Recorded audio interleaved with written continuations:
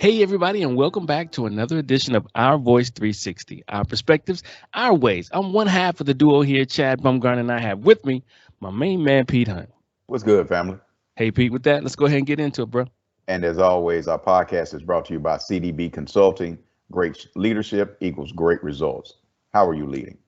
And also, folks, if there's something or a specific topic that you want us to talk about, if you want to hear our thoughts, views, opinions, insights on, or if you want to tell us how well we're doing or what we can do to better the podcast, any of the sort, we'd love to hear from you. Please do not hesitate to contact us at our email account at ourvoice360 at gmail.com. That's ourvoice360 at gmail.com.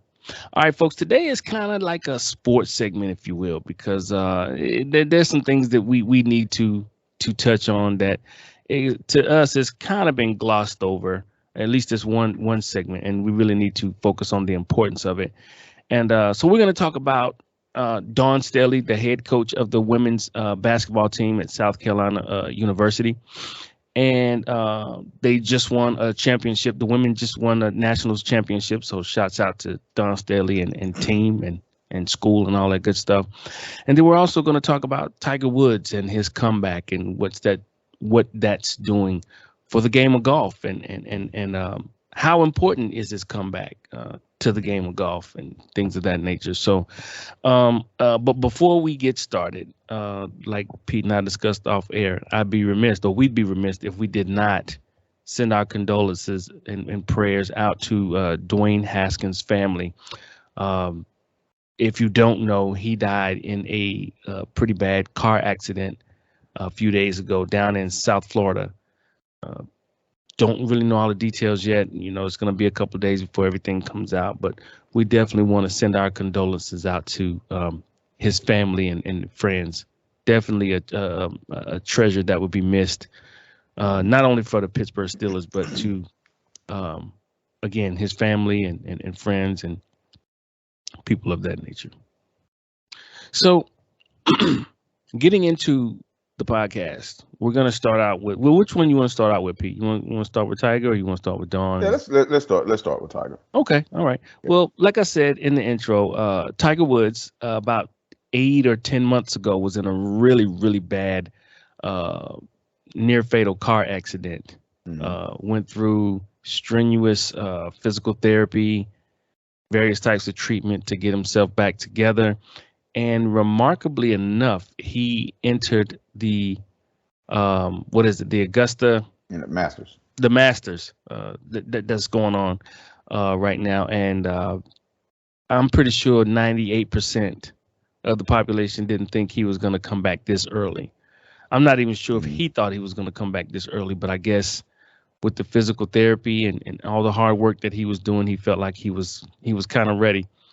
And Pete, how important is that for the game of golf? I mean, we have clearly he's going to be one of the greatest of all time in this sport. You know what I mean? And he brought a lot to this sport. You know, when he came into it, he brought a whole new entire audience, and he brought some excitement. Broke some records, if I'm not mistaken, along the way, and so he really brought golf to another level. Right. And to see him back, if I'm not mistaken, I believe they said the ratings were kind of coming back too. So he definitely makes a emotional and financial, impact. You know what I'm saying, to the game of golf. And do you think he should have come back so quick? I mean, I know he's a competitor, Right. and that's I like that about him, but he's no spring chicken anymore either. You know what I mean? So yeah. go ahead. I mean, really, just from the situation, from the car accident, from nearly dying, nearly it being a fatal. I mean, a few feet from being a fatal accident to a situation where it was touch and go if his leg was going to be amputated. Yeah, I forgot about that. Yeah. Right. So I mean that's how crucial this was, and for him to come back this week at the Masters is really remarkable. And actually, if you want to call it a miracle, you probably could. Hmm. as close as he was to losing his life by a fraction of a few feet.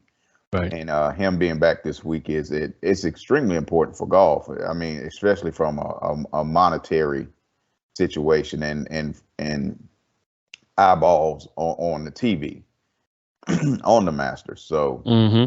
it's good for golf in that sense, but it's also good for Tiger.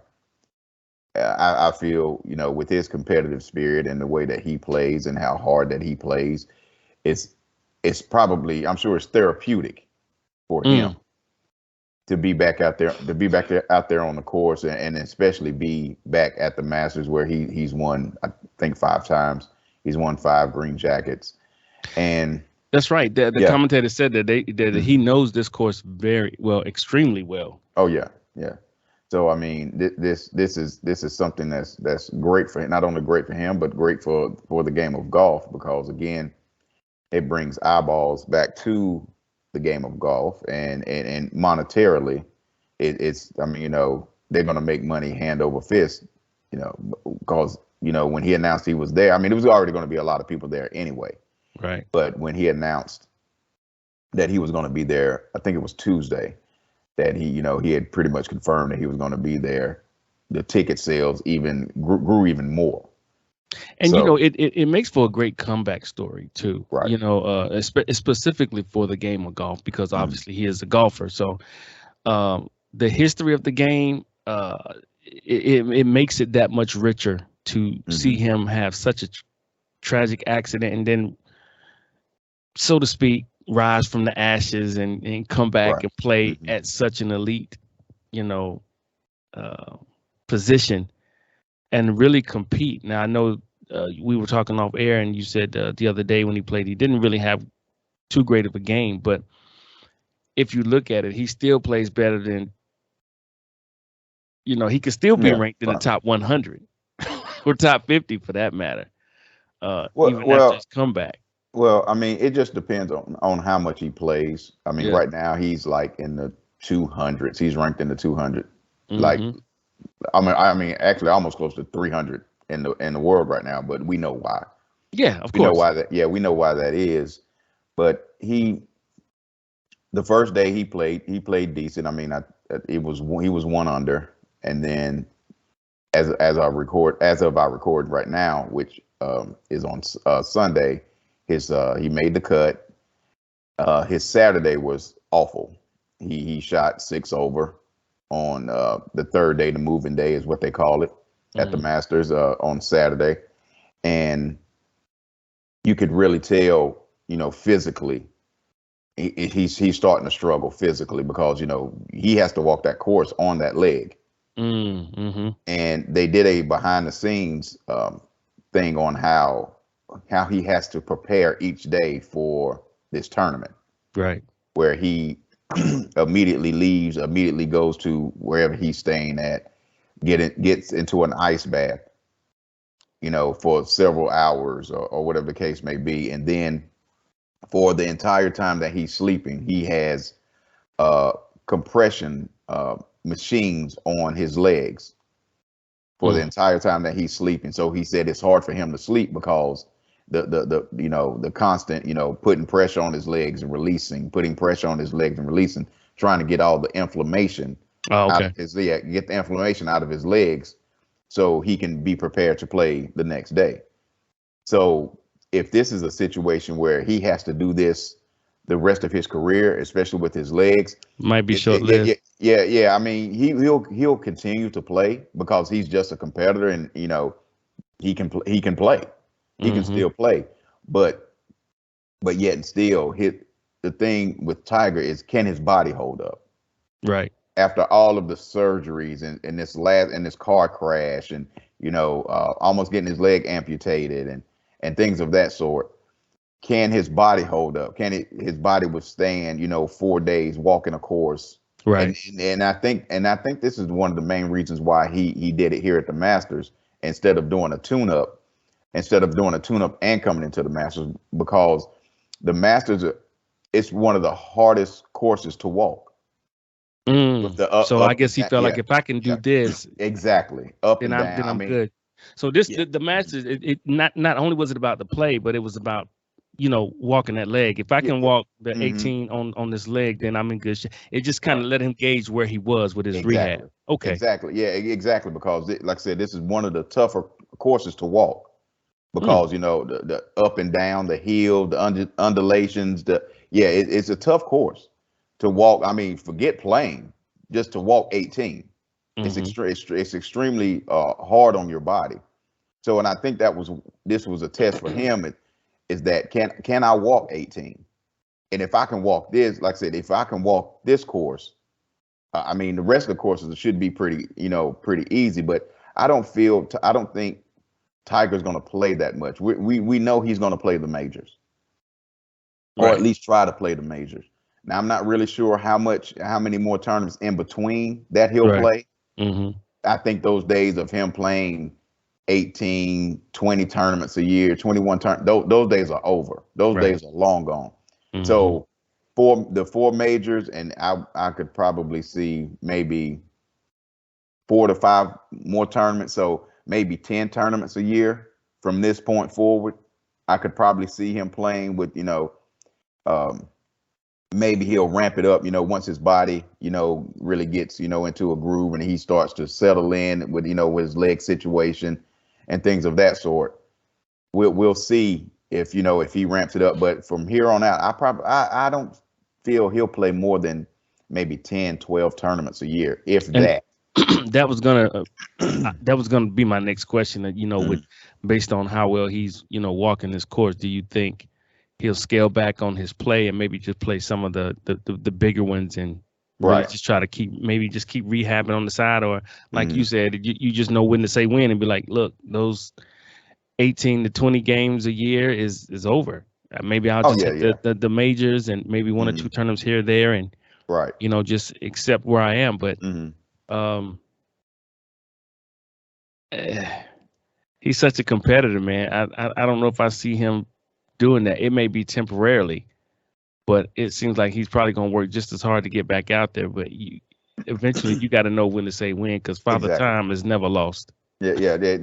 Father Time is undefeated, but Right. yeah, he is definitely undefeated. So again, I think with all the things and it's not from a mind standpoint because his mind is still great as Oh yeah. thinking the course and thinking 2, 3 shots ahead. He can still do that. That's not an Hmm. issue. It's just him physically. It's Right. him physically, and that's why I think he faltered so much on Saturday because this is your first tournament, one of the harder courses to walk, and then you did reasonably good the first 2 days, and then come Saturday, third day, your body's like, whew, I don't know, Right. if We I can ain't do did that. this in a minute. Right. And then it really showed on the back nine yesterday where he had a awful back nine yesterday, which is usually his strength at Hmm. this course. And he had an awful back nine. And I just think it was his body telling him, look, bro, we We you ain't what we gave used to you be. yeah. Yeah, we're not what we used to be, which What I they think say? We gave it the old college try. yeah, which we all know that, with this being his first tournament, he was going to struggle a little bit. But again, gauging how his body feels after this 4 days and on walking this course is going to tell him a lot Hmm. about moving forward on how many tournaments he can play and because he's going to have to pick and choose. Well, uh, let excuse me. me he kind of did. I was just while you were talking, I was sitting here thinking. I'm like, he kind of did do a tune-up game because he played one with his son where they came in second place. Hmm. Uh, not too long before Right. uh Yeah, the but Masters. that's really, I mean, he played, but that's not Yeah, really a it's not like a competitive. high. Yeah, Yeah, but yeah, I you know what I'm just saying? meant With in mhm. terms of play and walking the course. Right, right. Okay, I understand. I Okay, I guess see what that's you're saying. I guess Yeah, that's I see kind what of what you're saying. I'm. Yeah. Mhm. But no, I mean and that just shows you how competitive and how driven he is. It's almost to a fault Right. because when you had such a major car crash where your life was touch and go, like you stated earlier, Hmm. it was like what 8, 10 months ago, roughly somewhere in between there. Right. and then you come back. Not only do you come back, but you didn't put your toe in the water to see if it was cold or hot. You jumped all the way in. Right. You came out of rehab and went straight to the Masters. Right. And that right there is, I mean, I can't do nothing but commend the brother. I mean, no matter how well or not well he plays, to be able to do that in itself exactly. Yeah, is for sure. huge. For sure. Because the average person, I don't see that happening. You have to have a lot of willpower and mental fortitude. When you talk about the definition of mental toughness, that's it. Oh yeah, for sure. That is it. And then coming from the mindset, I want to end it on my own terms. Right. As well. Right. I want to end my career, whether it's good, bad, or indifferent. I want to end it on my terms. And I'm sure that was in his mind too, in his rehab and things of that sort. Because if Tiger after the Masters today, if he would say, okay, I my body can't do it anymore and I retire, guess what? He ended it on his own terms, and arguably the greatest golfer to ever live. Yeah. I mean, Yeah. So Pete, what about people that may be saying that, why don't you just end on a high note? Why are you coming back? Why don't you just end on a high note? You had a very successful career. Why come back and potentially tarnish it by playing poorly? And honestly, in my opinion, I don't think he can tarnish it. No, he can't. There's very few ways I can see him tarnishing his career. Right. You know what I'm saying? I mean, it's like BT, but there's before Tiger in the golf world, and then there's after Tiger. Exactly. You know what I'm saying? And that's how you have to look at it. He's that impactful to the game. Yeah, there's very few athletes that transform their sports. He was one of them. Yes. I mean, I look at Tiger, I look at Steph Curry, the way now the 3-point shot is the most common shot now. Exactly, where Steph come in and he revolutionized the game of basketball. Now little kids, they don't start with shooting layups, they start with shooting threes. You see what I'm saying? And half court shots. Yeah. Yeah. So I mean, Tiger, Steph, we look at people like, say, a Usain Bolt in track. Yes. People that they're just extraordinary and they revolutionize their sports. Michael Phelps. Yeah. You see what I'm saying? Simone Biles. No doubt. Yeah. Just transform their sport.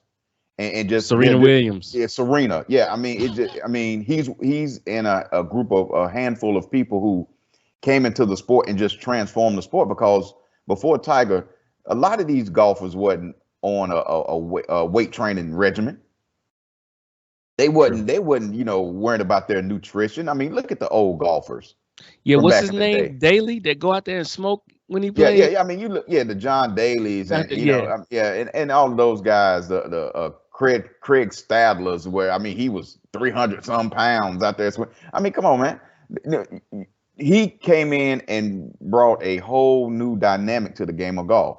Weight training, nutrition, actually just training regimens in the game. I mean, he defined the generation now, the Brooks Koepkas and the Bryson DeChambeaus and the guy, the Roy McIlroys, the Justin Thomases. They're cut from Tiger Woods. You got guys out there looking like they're weightlifters. Right. Out there swinging the club now. Looking like linebackers and free safeties. Swinging the golf club. But before Tiger, you didn't see that. Golf now, because of Tiger, is athletic. It's athletic now. It's pure athletic. Yeah, that's true. You see what I'm saying? So I mean, it's no longer a casual rich man sport. Right. It is truly an athletic sport now. You know what? I'm glad you said that, Pete, because I never really thought about that until you just mentioned that. I mean, that is true. That is a fact.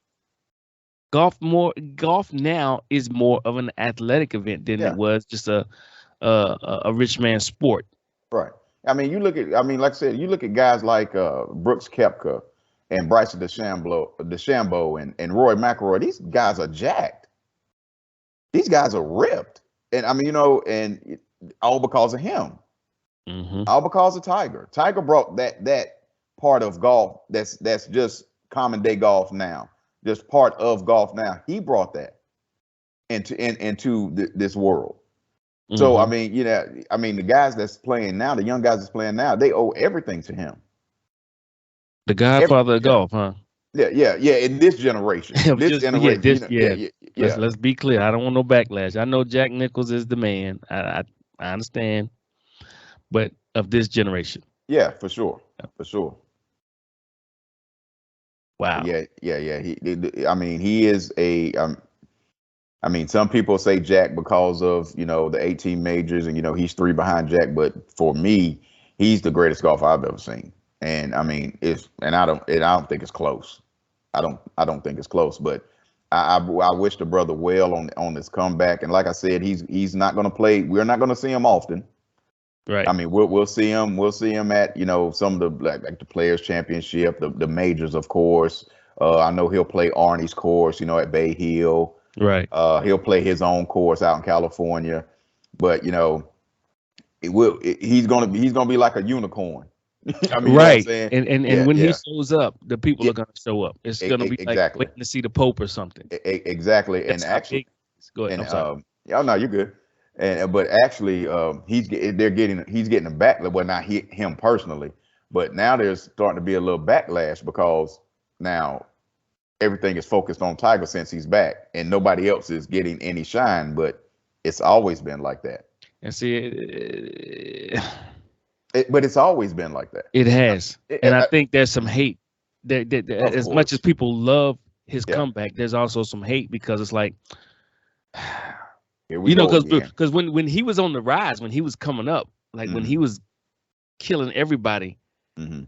the saying, no matter which tour it was, the saying was, we're all playing for second place Hmm. because we know who's going to win first. So that was the running Right. statement. We're all playing for second place. Hmm. But whose fault is that? Exactly. You know what I'm saying? You can be Yeah. just as good, but whose fault is it? You got to put Why you is got your to put the mindset like that? Right? Yeah, you got to put the work in. That man's putting the work in. So I Right. mean, Step your game up. and he's just more talented than you. He just has more talent than you. It's just it is what it is. And his drive is undeniable. Right. That Right. man's drive is undeniable. His Hmm. willpower, his mental fortitude is crazy. Right. Yep. It is crazy. So yeah, much respect to Mr. Woods. Hmm. Wishing him the best. I really wish he could come back and win this thing. I know it's not possible now. But does he still have a chance, Pete, or Oh is he too no, far back? no. Okay. Oh yeah, Okay. he's like he's 7 over. So yeah, Okay. he had a terrible day on Saturday. I think he shot 6 over on Saturday. And so But yeah, I mean, to me, he won anyway. Because for him to come back after that accident and step oh on the yeah. course and Oh do yeah. what he's done, Hmm. he's won anyway. So Oh yeah. For we sure. wish him the best, man, and looking forward to seeing him come back and Hmm. bring more focus back to the game of golf. Because I know when he came in and started shattering everything, that more black people picked up those clubs than Oh any yeah. time in Oh yeah. history. For And sure. it just goes back to show you, man, that a lot of us, we got to see it to believe it. Hmm. It's like, Right. man, if he can do that, then I can too. Oh sure. Yeah. For It's sure. like seeing us in different positions. We talked about Hmm. Ketanji Brown yesterday. So seeing her in that position now, it's like, hey, it's no excuse. It's gonna be harder, Hmm. but it's possible. Right. For sure. So again, good luck, Tiger. Wishing you the best, man. Now let's move on to Dawn Staley. I love this woman. I love this. Look at here. Dawn Staley is the head coach of the South Carolina Gamecock women's basketball. Let me back up. Dawn Staley is the head coach of the women's basketball team of South Carolina University, Hmm. who just recently won their Division I national championship. Her second one as a black head coach in 5 years. Hmm. Outstanding. No other Yeah. black coach, man or female, has done that. Mm-hmm. And again, we just want to give a shout out to Dawn, her staff, and the team for doing such an amazing job, Mm-hmm. getting to the pinnacle with style and grace, as my man Biggie would say. Mm-hmm. And Let me lace those liver. Never mind. We agree. but Dawn is so professional. Oh yeah, for You know sure. what I'm saying? And she's just brought a mindset and a work ethic to that team that is undeniable, and it Mm-hmm. shows Yeah. every time they step on the court. It Mm-hmm. shows. And when she was interviewed after the game, her interview was so dope to me. It was Mm-hmm. so dope because she was saying that this right here, what we've just accomplished, shows any head coach, black head coach, male or female, that you can do it too. Mm-hmm. Well, see, Mm-hmm. the thing is, and I don't want to go off on a tangent, but I got to make this point. When you put qualified black people in the right positions to thrive, we will. Mm-hmm. You can't, for instance, I'm going to do a pivot real quick. You can't, like in the NFL, give a qualified black head coach a team like Detroit, Mm-hmm.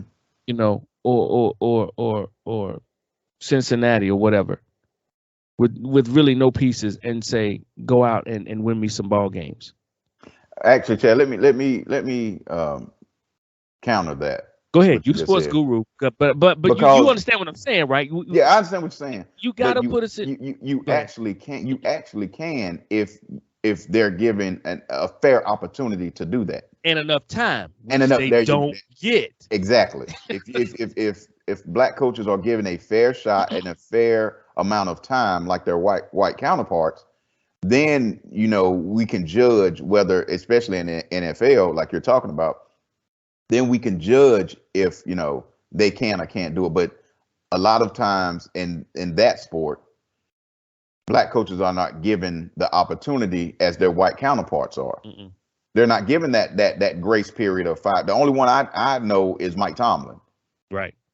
and he's the only one that I know. But he had to win a Super Bowl off the rip to get this grace period. And I mean, and that's why we have this lawsuit going on right now with Brian Flores about black the NFL hiring practices, especially when it comes to black coaches, because we're not given a fair shake. And even if we do get the job, we're like a stopgap for the next white coach. And It's that's just I'm basically just following processes. I'm not really yeah, gonna hire them, but I'm gonna yeah, follow the process. exactly. So if we're given the time and the resources, we can do that. Like I said, Dawn Staley just proved this. She just proved it. She did, and in her Yeah. interview, Hmm. she said that she was some kind of merchant. I forgot what the phrase was, but she said she's Dream focused merchant. on dream Yeah, merchant. she's a dream merchant. Yes, Yeah. she's a Hmm. dreamer. I love Hmm. that. Hmm. And she said she's so focused on helping everybody else be successful and Yep. succeed. Hmm. And that's the key element, man. When I went back, after I listened to the interview and I went back and Googled Dawn Staley, her accomplishments, you know what I'm saying? Because I really wanted to see her background in basketball. This Hold woman on. has done, go ahead. Hold on. Essentially, you said accomplishments, right? I got Yes, them right sir. here. Let Oh, me you run them got, down okay. for you. I got them right here. I got them right here. You use I, that Google machine. um, I'm ready. I'm ready to see, yeah. because people who don't believe how great this woman is, And how not many only years she put in the work. now the work she put in, not only as a coach but as a player, Yes, as exactly. a I mean, South Carolina is not where Dawn Staley started. No. I mean, she started in Philly. She came up, and she'll tell you in her own story that she played with the boys at a young age. That's why she was Hmm. so good, because she played with the boys at a young age. So, and she refused to play with girls. Mm, So she played with boys. I mean, of course, until she had to play with girls, right. she played with the boys. Little league, she played with the boys because she was that determined at that young of an age how great she wanted to be. Hmm. So let's talk about her as a player. Lay him out for me. 6-time WNBA All-Star Yeah. on the WNBA 10th anniversary Where did team. she play? Where did she play college? I mean, I know, but I need the viewers to know. She played at the University of Virginia. Right. Okay. She played at the University of Virginia for 4 years.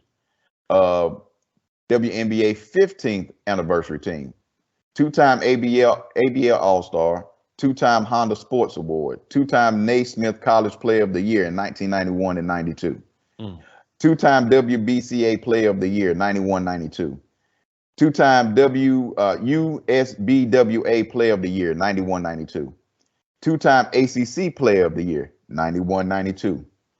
As a coach, two-time champion, four-time regional champion of the Final Four, six-time SEC tournament champion, six-time SEC regular season champion, two-time Naismith Coach of the Year, two-time WBCA National Coach of the Year, right? AP National Coach of the Year, two-time USBWA National Coach of the Year, five-time SEC Coach of the Year, four-time A10 tournament champion when she coached at Temple.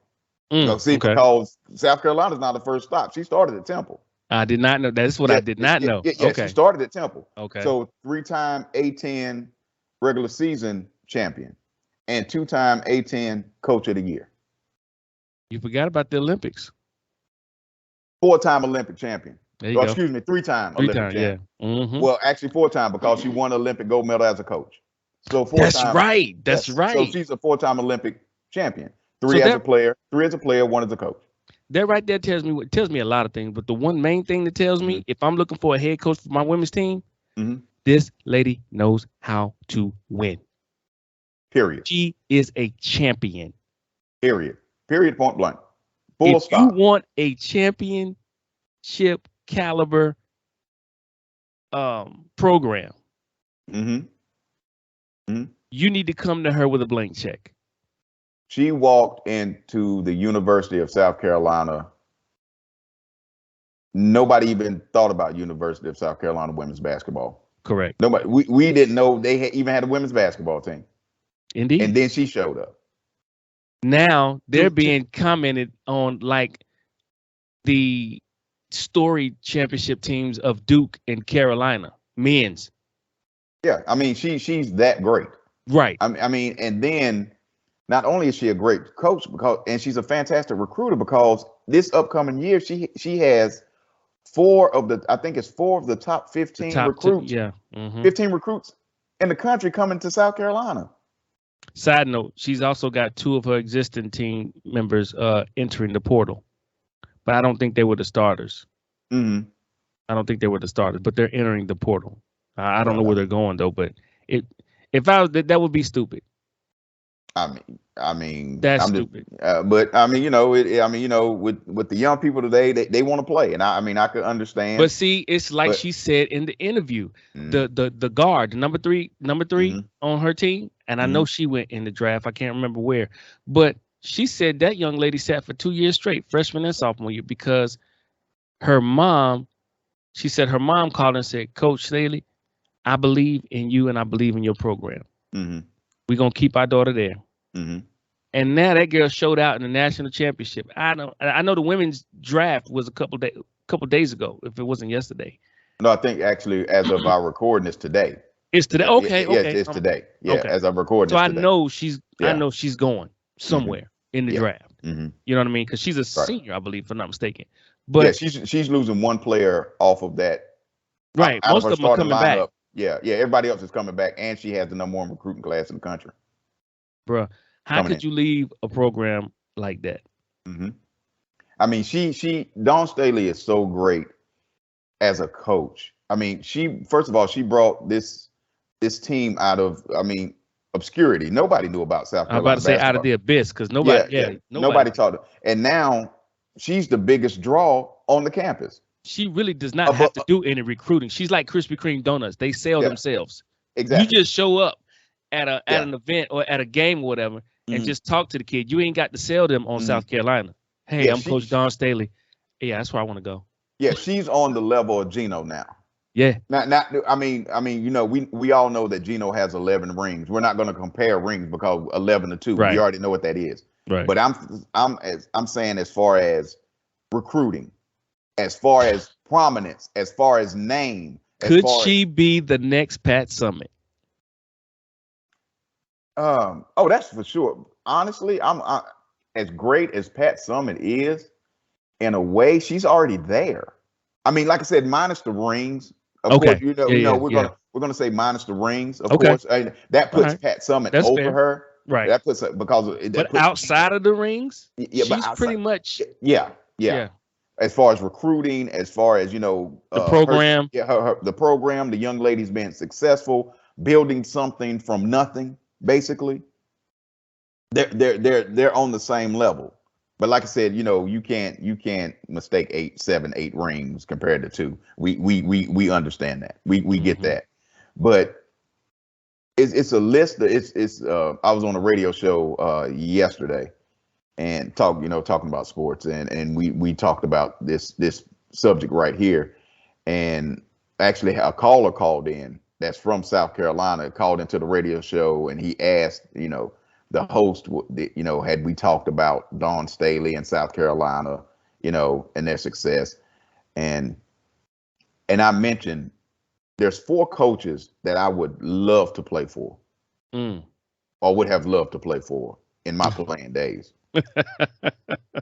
John Thompson, Yeah. um, C. Vivian Stringer, Okay. Okay. John Chaney, Hmm. Dawn Staley.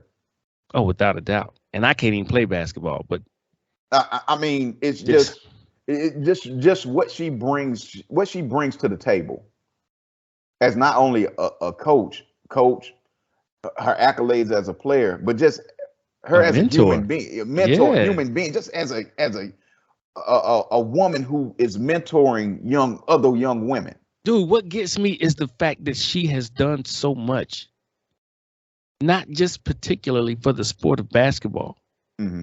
but everything that she's encountered and everything that Right, she's gone through and experienced. right. These young women in South Carolina, I don't think they truly understand the treasure that they have in this coach. Because Hmm. not only can she coach the game of basketball, she can also coach the game of life. Oh yeah, for sure. She's been at a professional level for quite some time. Hmm. She's traveled the world playing ball. Yep. And these girls that are playing under her and the ones Hmm. that are thinking about going pro have such a treasure of a resource to lean Hmm. on, to Exactly. pick Coach Staley's brain and be like, Coach, Hmm. ask him questions about, whatever it is Right, you're going through. right. You got a coach, a second mom, a mentor, all of the above in Coach Staley. And I Right. really want the women's team of South Carolina to understand what they have in a coach, because she Hmm. is truly an African American treasure. Oh, for sure. Period. For sure. Yeah, I mean, it's not Period. it's not even a question. And you were talking about her speech after they won the Yeah. championship. Hmm. What I really loved is that she showed love to the bench players and named Yes. them by name. She sure did. No coaches. I've never You seen a coach, football, basketball, whatever, do that. thank the young ladies that don't get a lot of play. 'Cause I think she only goes like 7 deep, seven Hmm. deep at the most, maybe sometimes 8. So she turned around and thanked them by name.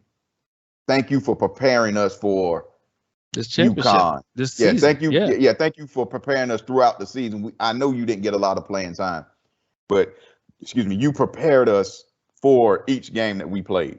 Hmm.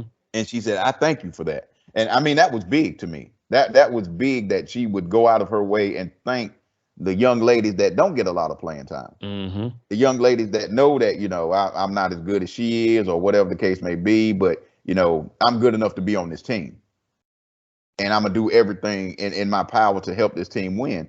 And Right. I commend Coach Staley for doing that because, like I said, I've never seen that done. I've never seen a Mm-mm. coach. And then, like you said, the Mhm. thing that got me is she named them. Yeah, she named them by name. Yeah, Yeah. and was like, you are a main part of the reason why we're here. And that just lets you that just lets you know how great of a person she is. How as far as a coach, how Because how she great she she is. she doesn't forget anybody. Hmm. And just the understanding of being a coach, and you not only do you uplift your stars, you also have to uplift the people that are not stars. Hmm. And again, I mean, some young lady who's thinking about going to South Carolina sees that she values The bench warmers. the ladies that the young ladies that's not stars. I want to go to South Carolina. So again, she is a phenomenal, not like I said, she was a phenomenal player. She is a phenomenal coach, and she's done something that no other black coach in college basketball has done. She has won 2 championships At a D1 level. Yeah, she has won 2 championships. No other black coach, male or female, has done that. And the way it's looking, she's gonna run it back. Yeah. Yeah. She's gonna run it I back. just hope that South Carolina lets her stay there long enough to continue to she- build that program. She should made. be a fixture. She's made. She will never leave. Well, I mean, they just made her the highest paid women's coach in the game. So yeah, she's not going anywhere. Hey, honestly, I would like to see her go build an HBCU program up, but I do understand. Oh yeah. They're taking very good care of her. She's yeah. And not to mention, shout out to the fly fashion. She be on the sideline. I mean, she don't look like your average coach. Did you see the Louis Vuitton fit? The jacket. Look here. It was so funny, Chad. Look at here. It's so fun. It's so funny that they couldn't. The only thing that the negative people could talk about was her Louis Vuitton outfit. Right. Why she wearing a Louis Vuitton outfit? Because she make $3 million a year and she grown. Nobody's talking about Gino Auriemma's $5,000 suit. She's wearing a $5,000 Louis Vuitton jacket. And what's your point? Right. She winning. She went exactly. She went. There you go. Now look, don't get out my bank account. Right. Why you all on my bank? Commentate on the game. You're here for the game. Yeah. Why is she wearing a $5,000 coat? Why she wearing $2,000 shoes? Why she wearing? Because she can. And why you not? Exactly. Because you can't. Get like me. Get like me. That's what you need. That's what you need to do. You need to get like me. Stop the hate. See, because that's the only thing they could talk about. Because she's so great, we have to find something. Something, yeah. And that's the only thing they could find was her $5,000 jacket and her $3,000 shoes or $2,000 Louis Vuitton shoes. What you supposed to do when you make $4-5 million? Yeah, she's the highest paid coach in women's basketball. Well, highest paid female coach in women's basketball because that's Gino. Gino was the highest paid, but as far as the women, she's the highest paid women's coach, woman's coach, I should say. I would have loved to have seen her coach against Pat Summitt. That would have been a battle of the minds right there. Yeah. That right there would have been all coaching because they already got the talent on both sides. Oh yeah. So that would have really been a coaching game. Yeah, exactly. Who's the better coach? Yeah. Who has the better X's and O's? Who can adjust on the fly? Yeah. I mean, yeah, that would have been pretty tough right there. Yeah. But it just raises the level of women's sports.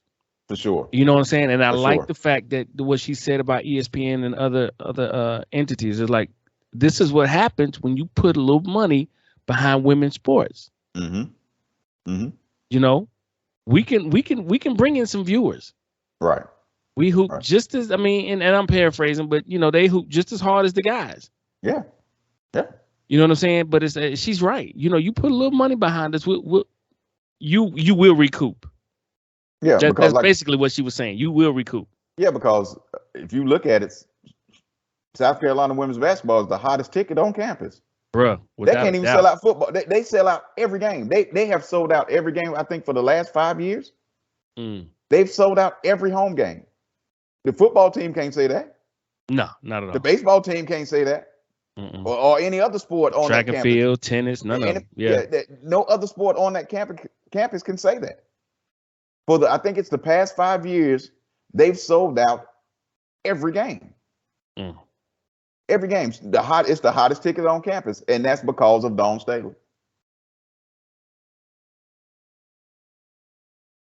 Well, you can't say she's not bringing value. That's it. 2 championships in 5 years. Yep. Most coaches don't get that in their whole career.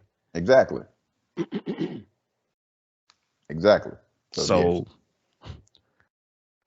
wow. Yeah. Shout out again to Don Staley and the women's team of South Carolina. Congratulations. Well deserved. Uh, and I can't speak for Pete, but I hope y'all run it back. Oh, you know I want them to run it back. That's I for want you to sure. do a back-to-back on them. I'd Mm-hmm. love to see that. And you roll off 4, 5, 6 in a row if you want to. Stop playing. And I want to see Don Staley celebrate like she did this past championship. Mm-hmm. Yeah, Yep. that'd be good to see. I like that. All right, Pete. We're gonna move on to the Black Inventor Okay. of the week, and his name is Percy Julian. Percy Julian was an African American chemist who was a pioneer in the chemical synthesis of medicinal drugs such as cortisone, steroids, and birth control pills. Um, Percy Julian was a pioneering chemist who was not allowed to attend high school, but went on to earn his PhD. His research at academic and corporate institutions led to chemical synthesis of drugs to treat glaucoma and arthritis. And although his race presented challenges at every turn, he is regarded as one of the most influential chemists in American history. Percy Levon Julian, he was born in April 11th, 1899 in Montgomery, Alabama, and he was the grandson of former slaves. He continued school until 8th grade, but there were no high schools open for black students at that time. He applied to DePaul University in Greencastle, Indiana, where he had to take high school level classes in the evening to get him up to academic level of his peers. In spite of this challenging beginning, he graduated first in his class with Phi Beta Kappa honors. And that's determination. After college, he accepted a position as a chemistry instructor at Fisk University. He left a few years later in 1923 when he received a scholarship to attend Harvard to finish his master's degree. Though the university would not allow him to pursue his doctorate, he traveled for several years, teaching at black colleges before obtaining his PhD at the University of Vienna in Austria in 1931. With his doctorate, he returned to DePaul to continue his research, and in 1935, he earned an international acclaim by synthesizing physostigmine, not sure what that is, from the caliber bean to create a drug treatment for glaucoma. But in spite of his success, the university refused to make him a full professor because of his race. So even though he revolutionized the medical field, good gracious, because he was a black man, they said you can't be a full-time professor. So even though he desired to leave academia, he applied for jobs at prominent chemical companies, but was repeatedly rejected when hiring managers discovered that, of course, he was black.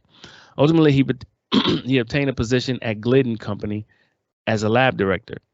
Then he invented Aerofoam, a product that uses soy protein to put out oil in gas fires and was widely used in World War II, as well as other soybean-based inventions. He continued his biomedical work as well and discovered how to extract sterols, sterols,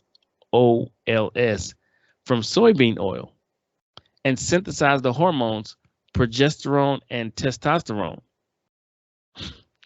He was also lauded for his synthesis of cortisone, which became used in the treatment of rheumatoid arthritis. And a lot of us use cortisone today. Mm-hmm. Yep. Thanks to the brother Julian here. So he left Glidden in 1953 and established his own laboratory, Julian Laboratories, in 1954, which eventually he sold it in 1961, becoming one of the first black millionaires before founding Julian Research Institute, a nonprofit organization he ran for the rest of his life. He eventually died of cancer in April of 1975.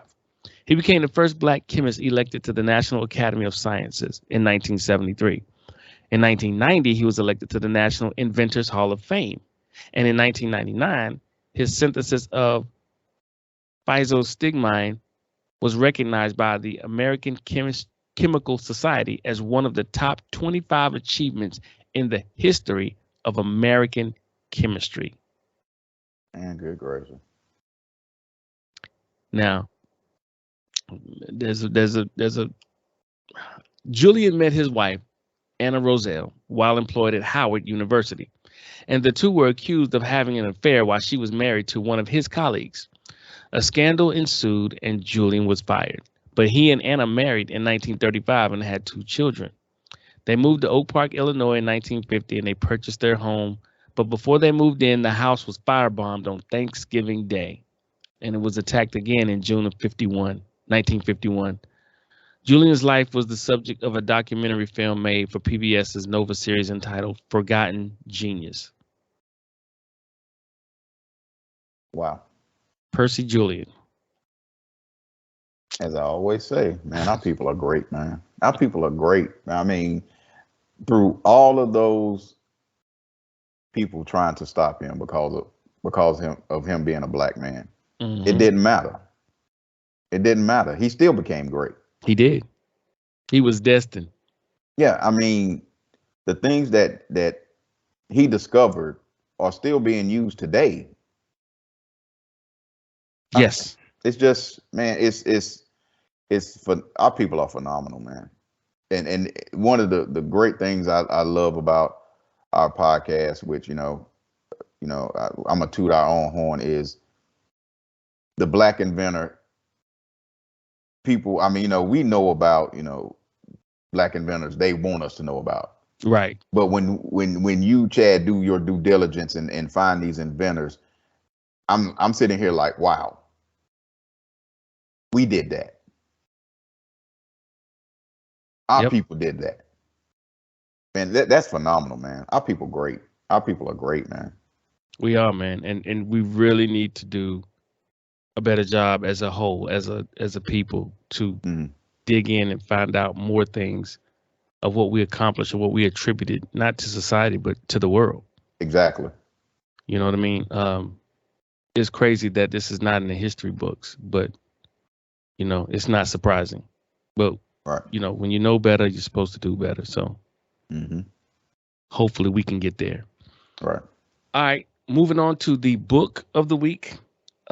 This book is by Brother Chancellor Williams. The name of the book is called Destruction of Black Civilization: Great Issues of a Race from 4500 BC to 2000 AD. Just a little backdrop on the book. The destruction of Black civilization took Chancellor Williams 16 years of research and field study to compile. The book, which was to serve as a reinterpretation of history of the African race, was intended to be, quote unquote, a general rebellion against the subtle message from even the most liberal white authors and their Negro disciples, end quote. You belong to a race of nobodies. You have no worthwhile history to point to with pride. The book was written at a time when many Black students, educators, and scholars were starting to piece together the connection between the way their history was taught and the way they were perceived by others and by themselves even. They began to question assumptions made about their history and took it upon themselves to create a new body of historical research. The book is premised on the question, quote, if the Blacks were among the very first builders of the civilization and their land the birthplace of civilization, what has happened to them that has left them since then at the bottom of the world society? Precisely what happened, end quote. Now, the Caucasian answer is simple and well known. The Blacks have always been at the bottom. Williams instead contends that many elements, nature, imperialism, and stolen legacies, have aided in the destruction of the Black civilization. Now, the book, The Destruction of Black Civilization, is revelatory and revolutionary because it offers a new approach to the research, teaching, and study of African American history by shifting the main focus from the history of Arabs and Europeans in Africa to the Africans themselves, offering instead a history of Blacks that is a history of Blacks. Because only from history can we learn what our strengths were, and especially in what particular aspect we are weak and vulnerable. Our history can then become at once the foundation and guiding light for united efforts in seriously planning what we should be about now. It was part of the evolution of the Black Revolution that took place in the 1970s as the focus shifted from political to matters of the mind. Really good book. I have not read this one yet. It has been referred to me, but definitely want to make that a part of my collection. Yeah, Again, for it's sure. Destruction of Black Civilization, Great Issues of a Race from 4500 BC to 2000 AD by Brother Chancellor Williams. Right. So, yeah, there was a downfall. How did it happen? Yep. Why is our narrative portrayed in such a negative light? Right. Well, when you have a people who want to be powerful and greedy, you have what you have now. There you go. Discriminatory practices in housing, Mm-hmm. buying automobiles, Mm-hmm. getting loans from banks, Mm-hmm. redlining, Mm-hmm. jobs. Make, I can see. hold on. Creating bills so your feelings are not hurt because Right. what your ancestors did. Come on, man, stop. Yeah, we could go all Yeah, day, yeah, but we're yeah. not. We're not. But definitely, I think it'll be a good read to enlighten us all on what really happened. And this brother's, like I said in the first sentence, it took this brother 16 years of research and field study to compile to make this book. Mm-hmm. So you cannot say this brother did not do his due diligence in putting together this book with a bunch of facts and information Mm-hmm. that will pretty much lay out why we had the destruction of our civilization. Right. Again, a must read. So, Pete, anything else? I think we Oh, got the Bible verse, and then we're done. oh, as always, what I say every podcast, man. Love your people, love on your people, love your people, protect them at all time. Always be have your head on a swivel and be ready to protect your people at all time and love your folk. That's it. Always and forever. Yep. All right. The Bible verse of the week is 1 Corinthians chapter 13, verse 2. And it reads, "If I have the gift of prophecy and can fathom all mysteries and all knowledge, and if I have a faith that can move mountains, but do not have love, I have nothing." Mm. Love is the most powerful thing on this earth. I don't care what anybody tells you. Yep. It is the most powerful thing. Because if you know your Bible, you'll know that God is love.